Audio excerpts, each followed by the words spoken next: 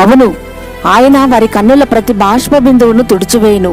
నీతి నిమిత్తము జనుల చేత నిందించబడి హింసించబడి అబద్ధముగా చెడ్డమాటలతో దూషించబడి దుఃఖపడే వారిని సంతోషించి ఆనందించండి, పరలోకమందు మీ ఫలము అధికమని ఎవరితోనైతే చెప్పాడో వారు పరలోకమందు చేరిన తర్వాత జరిగే మొట్టమొదటి పని ఇదే.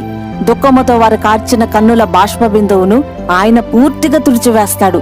ఇక నా కన్నుల నుంచి కన్నీరు కార్చే అవకాశమే లేకుండా పూర్తిగా తుడిచివేస్తాడు. అక్కడ ఆకలి దప్పులుండవు, మరణం ఉండదు, మరణం వలన కలిగే దుఃఖం వేదన ఉండనే ఉండవు. అవన్నీ గతించిపోతాయి. వీటిని బట్టి కన్నీళ్లు కార్చే అవకాశమే ఉండదు, సంతోషం ఆనందం తప్ప. మనం కూడా వీరి వలె జీవిస్తే ఇట్టి సంతోషంలో పాల్గొంటాము. ప్రార్థన. తండ్రి, నీ చేత మా కన్నుల బాష్ప బిందువు పూర్తిగా తుడిచివేయబడుటకు మేము సత్యములో సరిగా నిలబడి జీవించే భాగ్యాన్ని మాకు దయచేయమని యేసుక్రీస్తు నామములో ఈ మనవిని వేడుతున్నాం తండ్రి. ఆమేన్.